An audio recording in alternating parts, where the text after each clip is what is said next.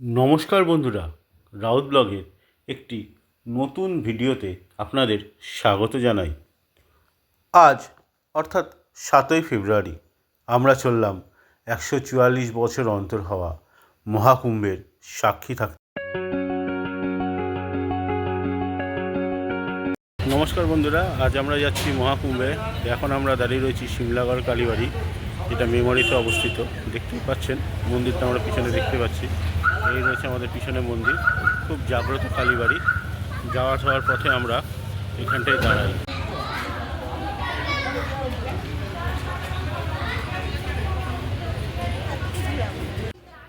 আমরা যাওয়ার কিছু পূর্বেই একটি বিবাহ সম্পন্ন হয়।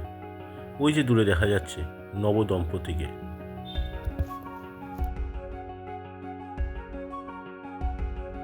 সিমলাগড় কালীবাড়ি থেকে আমরা এগিয়ে গেলাম আমাদের যাত্রাপথের উদ্দেশ্যে।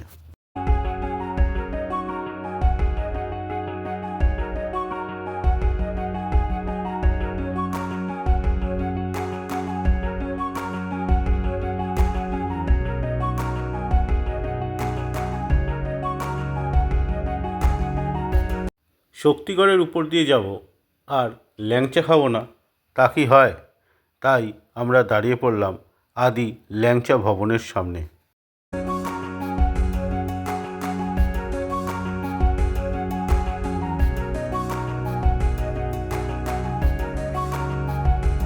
এখন আমরা এক জায়গায় দাঁড়িয়েছি, বর্ধমানটা ক্রস করে হয়েছে। সুন্দর এখানে পরিবেশ, চারিদিকে এখানে সুন্দর গাছপালা, সামনে ফাঁকা মাঠ। এখানটায় এখন আমরা একটু লাঞ্চ করে নেব।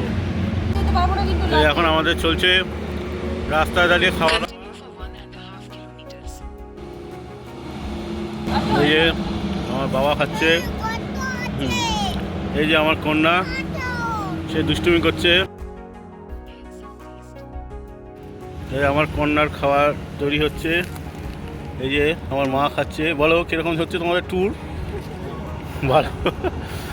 এই যে আমার কন্যা, সে ব্যালেন্সিং করে যাচ্ছে, খাচ্ছে আর ব্যালেন্সিং করে যাচ্ছে। চলো, খাওয়া দাওয়া হয়ে গেলে আবার পরে গিয়ে কথা হবে বন্ধুরা।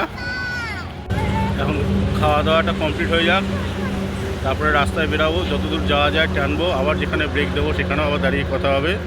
তার মাঝে মাঝে রাস্তার কিছু ভিডিও দিতে থাকবো। ঠিক আছে বন্ধুরা, টাটা, বাই।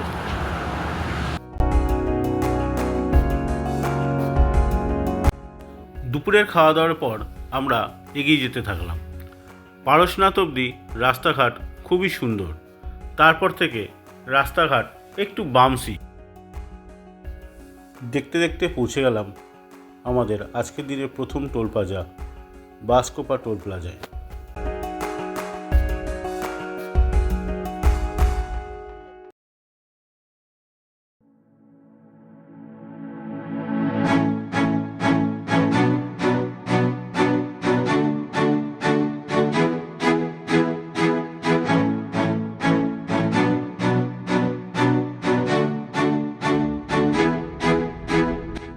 আমরা খুব সুন্দর এগিয়ে চলছিলাম রাস্তা দিয়ে, ফাঁকা রাস্তা, হু হু হু হু করে গাড়ি চালাচ্ছিলাম। বিপত্তিটা বাড়লো রাতের ডিনারের পর থেকে। কি বিপত্তি হলো চলুন দেখি। ডিনারটা সারার পরে আমাদের কি বিপত্তি হলো রাস্তায়। আমাদের এখন রাতে ডিনার চলছে, এখন বাজে 10:30। আমরা দাঁড়িয়ে আছি রশিয়ার ধামান্না টোল প্লাজাতে। এই যে টোল প্লাজা রয়েছে, এখানে আরও অনেকেও খাওয়া দাওয়া করছে, দেখতেই পাচ্ছেন। এই টোল প্লাজায় গাড়ি দাঁড়িয়ে আছে আর আমাদের এখানে ডিনার চলছে। ফোনের টর্চ জ্বালিয়ে, গাড়ির আলো জ্বালিয়ে আমাদের এখানে এখন ডিনার চলছে। আর আমার মেয়ে বেশি চলেছে না খেয়ে। রাতের ডিনার সেরে একটু আগিয়ে আসার পর থেকেই আটকে গেলাম এরকম জ্যামে। সেই জ্যাম আর আমাদের পিছন ছাড়ল না। যেদিক তাকাই সেদিক খালি গাড়ি আর গাড়ি, গাড়ি আর গাড়ি। এখন আমরা সাসারাম টোল প্লাজায় আটকে আছি। কী কারণে আটকে আছি কিছুই জানি না। টোল প্লাজার আগে সাসারামটা জাস্ট এসছি, প্রায় আমরা 40 মিনিট 45 মিনিট হয়ে গেল, কোনো গাড়ি নড়ছে না। অনেকক্ষণ ধরেই আমরা আটকে রয়েছি, কী কারণ সেটা বুঝতে পারছি না। দেখুন কি হারে জ্যাম লেগে রয়েছে, কোনো গাড়ি নড়ছেও না চড়ছেও না, কি হারে জ্যাম লেগে চলেছে, কারণ কি জানি না।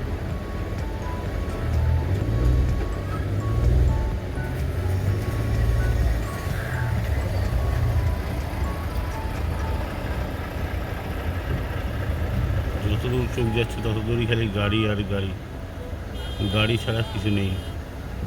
আদৌ পৌঁছাতে পারবো কি না, কতক্ষণে পৌঁছাবো তাও বুঝতে পারছি না। এই রাস্তায় খুব ট্রাফিক ছিল। কাল সকাল 11:30টায় বেরিয়েছি গাড়ি নিয়ে, কিন্তু আজ সকাল 6:30 বাজে এখনও বেনারস ঢুকতে পারিনি। এত ট্রাফিক রাস্তায়। সাসারামের ওখানটা তো ওইটুকু পার হতে লেগে গেল 4 ঘন্টা, যার ফলে এত সময় নষ্ট হয়ে গেল। দেখো কিরকম সকাল হয়ে গেছে। চলো বন্ধুরা, তাহলে আকাশটাকে দেখি কিরকম লাগবে। সূর্যোদয় হচ্ছে,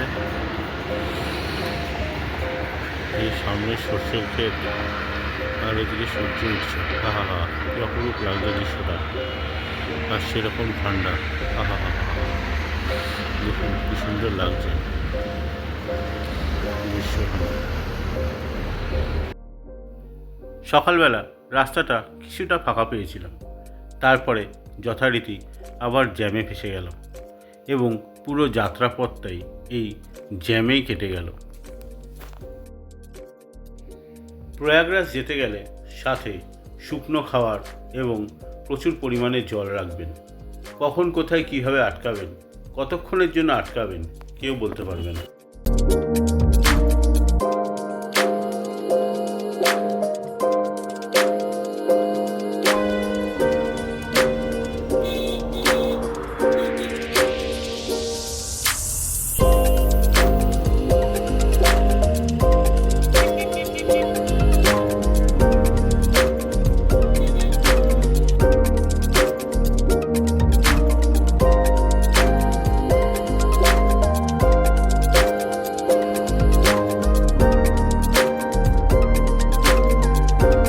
মাঝে কিছু সময়ের জন্য রাস্তা ফাঁকা পেয়েছিলাম, তারপরে যথারীতি আবার জ্যামে আটকে গেছিলাম। তখন আর মোটেও কিছু ছবি তুলতে ভালো লাগছিল না, এই জন্য রাস্তার পাশে একটা হোটেল নিয়ে থেকে গেছিলাম।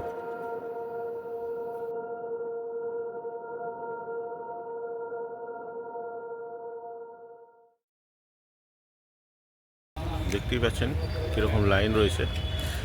সকালবেলা বেশ ভালোই ঠান্ডা, দুপুরের দিকে খুব গরম। যারাই আসবেন প্রয়াগরাজ বুঝে শুনে আসবেন, কখন কোথায় আটকাবেন তার কোনো গ্যারান্টি নেই। খালি লাইন আর লাইন, লাইন আর লাইন, যেদিকে তাকাবেন খালি লাইন আর লাইন, আর সেই হারে ধুলো কি। রাতে এই হোটেলটায় ছিলাম এবং এই হোটেলের পাশে এই নার্সিংহোমটাতেও রাত্রিবেলা মানুষজন ছিল। বাইকে করে নিয়ে যাচ্ছে, 500 টাকা করে নিচ্ছে একটা বাইক। আমরা এখন বেরিয়ে গেলাম সঙ্গমে স্নানের উদ্দেশ্যে।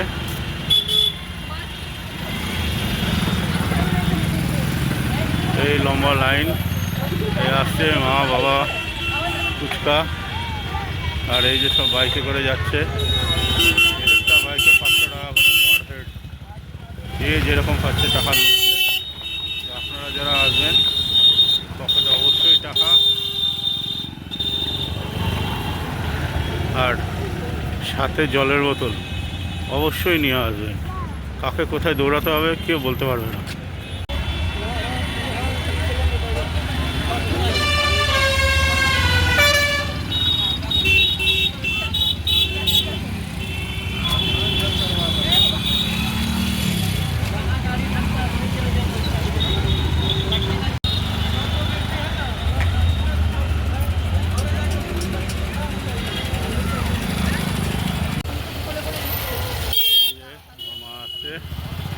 এই যে যাই হেঁটে অবধি এত দূরে এসছে,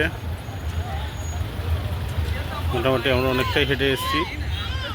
এই যে সামনে এই তোরঙ্গটা রয়েছে, এই সুন্দর একটা গেট রয়েছে, এখানে রয়েছি গেটের সামনে।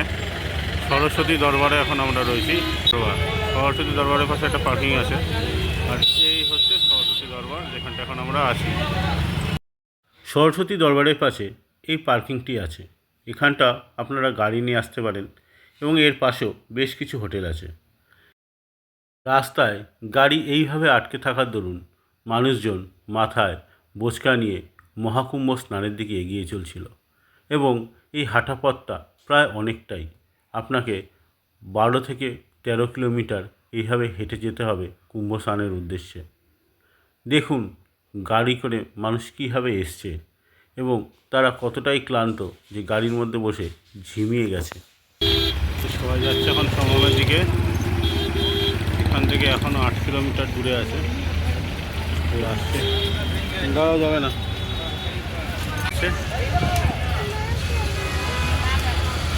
দলে দলে লোক যাচ্ছে, মানে প্রচুর গাড়ি দাঁড়িয়ে আছে। আবার আপনারা যদি গাড়ি নিয়ে আসেন, যখন কিছু কিছু জায়গায় যার যার বাড়ির সামনে জায়গা আছে, তারা আবার তাদের পার্সোনাল পার্কিং করে দিচ্ছে। দেখুন কত লোক যাচ্ছে। এরকম পার্সোনাল পার্কিং পাবেন, গভর্নমেন্ট পার্কিং ছাড়াও এরকম পার্সোনাল পার্কিং পাবেন। আপনারা জুসি অবধি গাড়ি নিয়ে আরামসে আসতে পারবেন। দেখুন কত লোক যাচ্ছে, দলে দলে দলে দলে লোক যাচ্ছে, প্রচুর পরিমাণে লোক যাচ্ছে দলে দলে। দেখুন খালি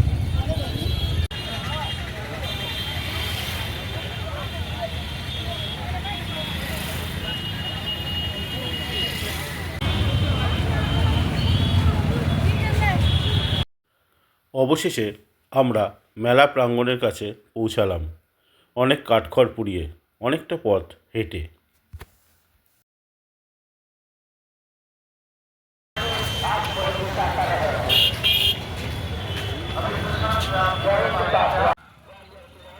মেলার প্রবেশদ্বার থেকে গঙ্গার দূরত্ব প্রায় 3 কিলোমিটার এবং সঙ্গমের দূরত্ব আরও দূরে।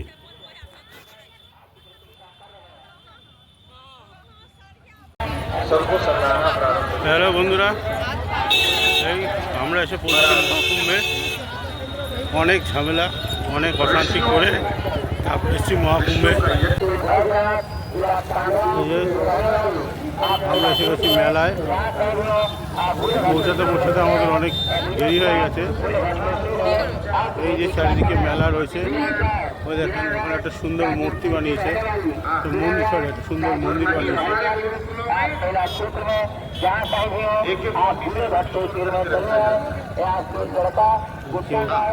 হারিয়ে গেলে এখানে মাইকিংও করা হচ্ছে।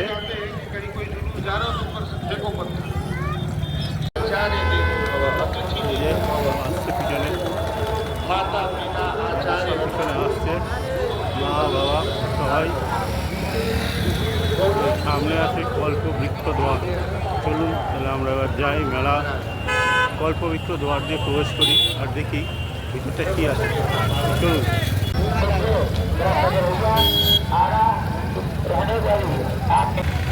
দেখতে পাচ্ছি এসব জায়গাতেও বিভিন্ন গাড়ি রয়েছে।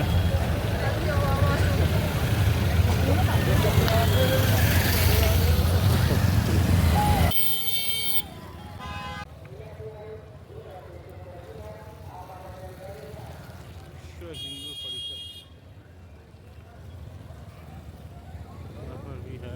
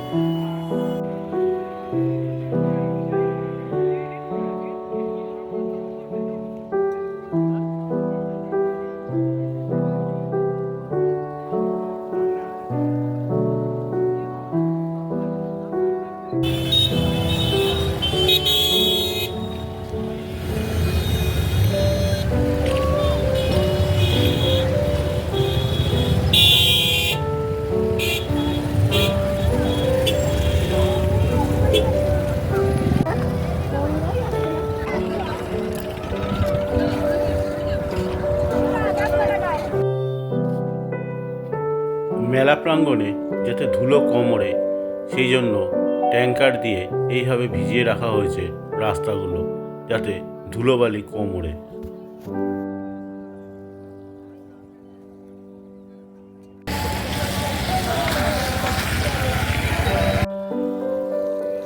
মেলা প্রাঙ্গণে আসতে গেলে মোটামুটি আপনাদের ভালোই হাঁটতে হবে, তবে যদি ঝুসি রেলওয়ে পার্কিংয়ের ওখানে আপনি গাড়ি রাখতে পারেন তাহলে তুলনামূলক একটু কম হাঁটতে হতে পারে।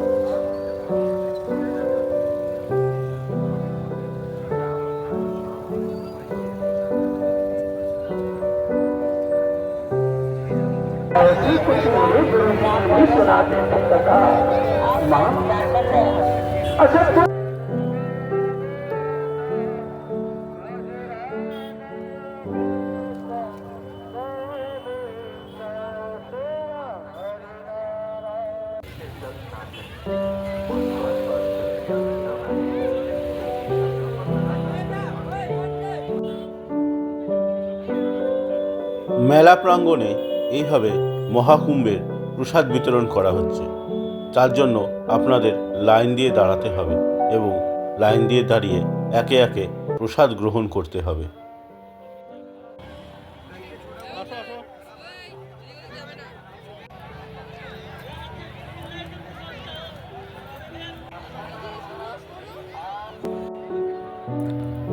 অবশেষে দীর্ঘ যাত্রার পর আমরা পৌঁছালাম সেই সঙ্গমের কাছাকাছি।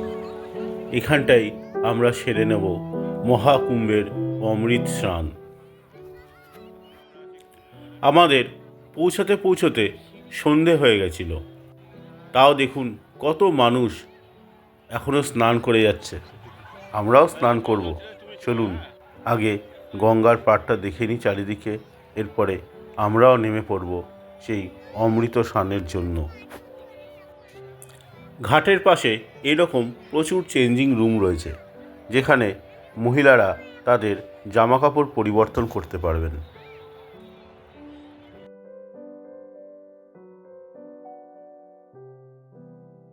দীর্ঘ যাত্রার পর আমরাও নেমে পড়লাম মহাকুম্ভের অমৃত স্নানের জন্য।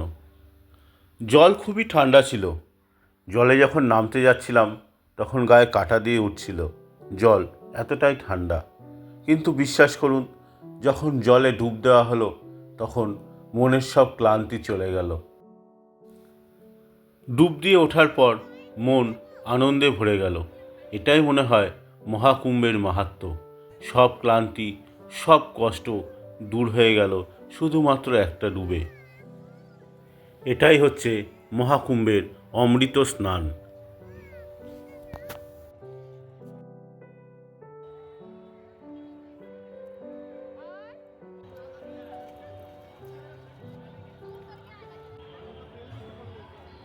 সন্ধ্যা হয়ে গেছে বন্ধুরা, এই হচ্ছে কুম্ভ সেক্টর। আমারও স্নান হয়ে গেছে, এবার আমরা এই কুম্ভ ছেড়ে হাঁটবো। রাস্তায় ভিড় আছে, তবে এখানে এত বড় জায়গা যে ভিড়টা আর চোখে পড়ে না, চারিদিকে ফাঁকা ফাঁকাই রয়েছে। এই হচ্ছে কুম্ভের রাত্রিবেলার ছবি। সময় কম থাকার জন্য আমরা আর সাধুদের আখড়া ঘুরে দেখতে পারিনি, তবে আপনারা চেষ্টা করবেন সেটা দেখার। স্নান সেরে এসে রাত্রি 1টার সময় আমরা গাড়ি নিয়ে বেরিয়ে পড়ি কলকাতার উদ্দেশ্যে। যেহেতু রাস্তায় প্রচুর ট্রাফিক, সেহেতু সময় নষ্ট না করেই আমরা গাড়ি নিয়ে বেরিয়ে পড়ি। আমার আসা যাওয়া নিয়ে মোট 70 ঘন্টা গাড়ি চালাতে হয়েছিল। যাওয়ার সময় লেগেছিল 33 ঘন্টা এবং ফেরার সময় লেগেছিল 37 ঘন্টা। যেহেতু রাস্তায় প্রচুর ট্রাফিক, সেহেতু যারাই গাড়ি নিয়ে যাবেন আপনারা মাথায় রাখবেন আপনাদের রাস্তায় অনেক সময় লাগবে। সেই মতো পর্যাপ্ত খাবার এবং জলের বোতল সাথে রাখবেন, যাতে রাস্তায় আপনাদের অসুবিধা না হয়।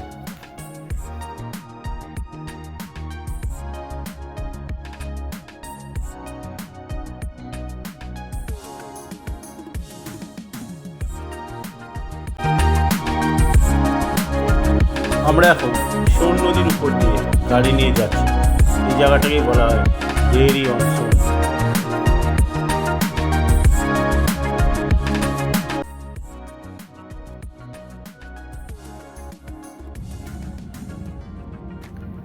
বিকেল 4টের সময় আমরা সেই বিখ্যাত চম্পারণের জঙ্গল অতিক্রম করি।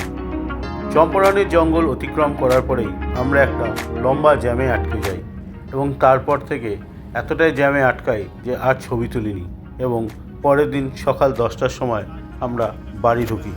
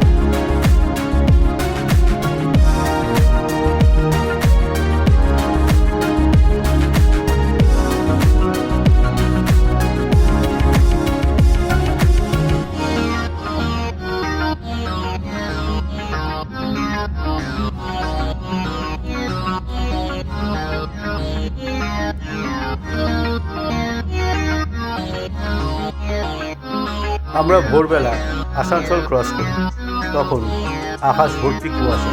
দেখতেই পাচ্ছেন তখন কীরকম কুয়াশা পড়ছে। এর পরবর্তীতে আর ছবি তুলিনি। শরীর এতটাই ক্লান্ত লাগছিল যে আর ছবি তুলতে ভালো লাগছিল না, তাই ছবি এখানেই ইতি করি এবং আস্তে আস্তে গাড়ি নিয়ে আমি বাড়ির উদ্দেশ্যে চলে আসি।